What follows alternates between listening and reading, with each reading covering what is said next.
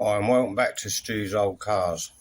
This time I'm back on the MG and basically I'm just doing the same as what I've done the other side, although I do have another little problem which I will show you now.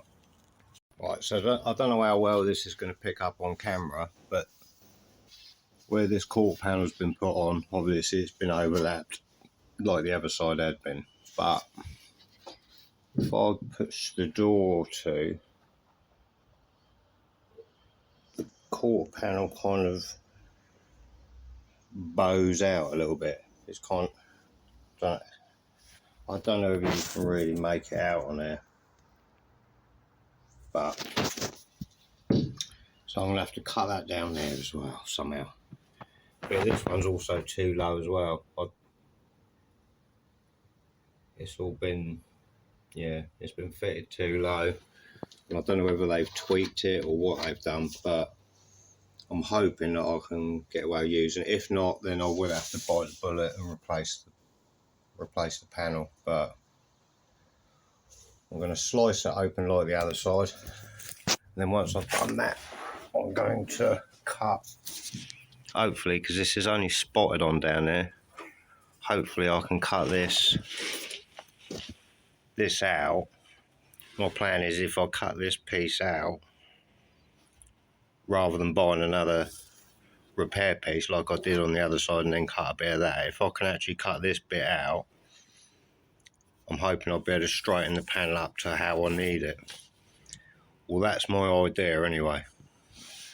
I'm going to cut this first. I'm going to put some clamps in it as I go this time rather than doing the whole lot in one go. And then once I've done that, I can tack the top piece up and then we can mess about with this lower piece. So I'm not going to dwell too much on all the stuff I do this side, as most of it's the same. As you can see, I've cut all of the overlap piece out now, so I can butt weld that. But I've cut this piece out here. Oh, let's see this, if we can zoom out a bit. No, maybe not. Anyway, yeah, I've cut that out, and now I've had a little mess about with the panel, and I've took that bulge out of it so it lines up better with the door now, and lifted it up as well, so we've got a better gap at the bottom. As you can see, that's how much I've lifted it up. So I'm going to get this tacked in, and then once that's tacked in, I can make a filler piece to go in the bottom. So I've got most of that welded in now. It's all tacked across the top. I'm going a bit darker. And still a little bit of weld there, obviously. Fill some more gaps in. But this door does line up much better now. Not the prettiest, but it'll be all fine. And it's like the other side, it's going to need a lot less filler than what it had in it. I've still got loads to cut, like take out of this. There's still loads of filler in here, but I just wanted to get enough out of it for now just to get this welding done. There's not much more welding to do now. Right, so all welded in now.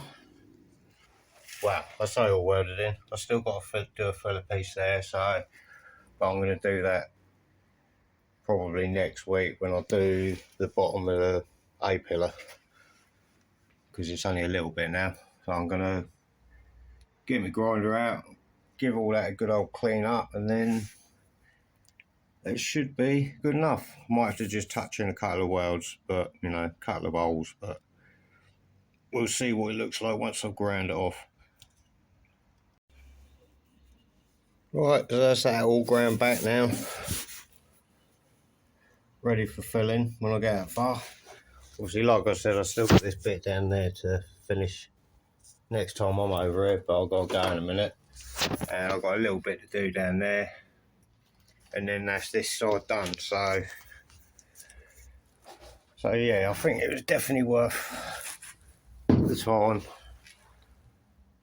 and we didn't have to buy anything. So, bit of time, job done. Right, so that's it for today. Thanks for watching, and I'll catch you next time.